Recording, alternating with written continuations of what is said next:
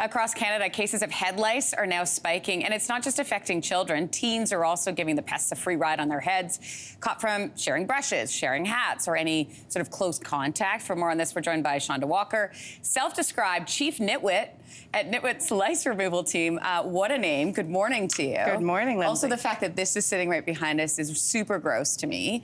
But that's just life, right? Like, this is what's happening right now. Absolutely. So what are you seeing in terms of lice this season?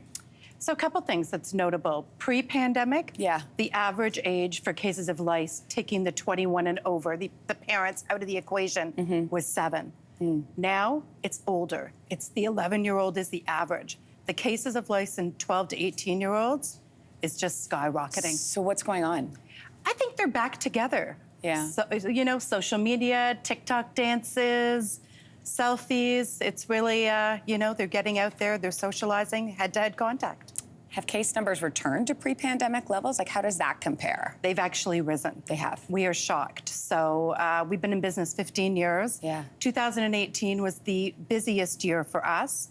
We're seeing school checks. So when we go into schools and check kids for lice, we're seeing an increase of almost 30% over 2018. Really? And in-clinic, increase of 11%. So, and how does it work? Do the schools call you, or is this sort of a regulated thing that the schools, like, every couple of months or in the fall? How does it work? Yeah, so each board has their own policy. It is up to the schools to call us. Most of the private schools do it. In public schools, it's really the parent councils that band together and say, we've got a problem within the school. There are services out there that'll come in and check, so we're one of them, yeah. Okay, so what should we be looking for as parents?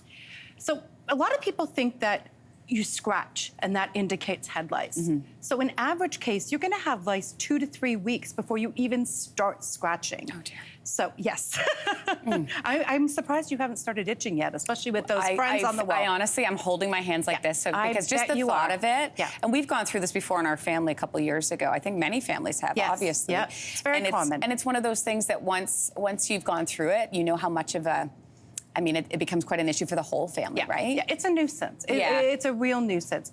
And I think just getting into the habit of checking.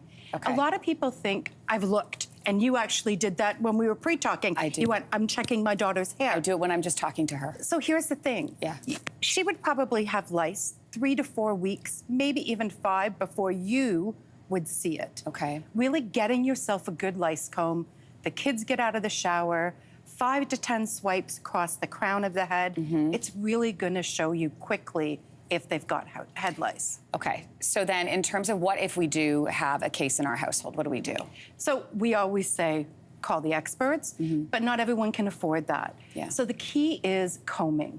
Getting yourself a good lice comb, which can be purchased from any lice professional or on Amazon. And really, it's combing that does it.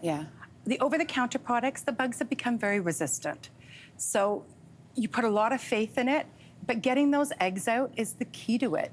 And the combs that come in those packages are plastic. They really don't do a great job. But getting a proper lice comb is really key to, you know, keeping lice out of your house.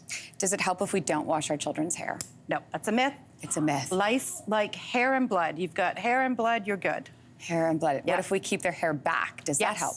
Buns and braids for girls. Lice don't jump, they don't fly. You can see here, they don't have back legs. So of course they don't have back legs. They're a very strange looking thing. So yeah, so if there's no loose hair, they can't transfer. Okay, so best advice for everybody out there? Mint, best deterrent. What is? Mint. How do we wear that? Spray it on the hair. Really? Yeah, mint shampoos, mint sprays. Can we get some mint spray in here? I feel like everyone. Shonda, thanks so much. We really appreciate you coming in to talk about that. Hey, thanks for watching. If you liked this, be sure to subscribe here, or you can check out more Your Morning videos right here.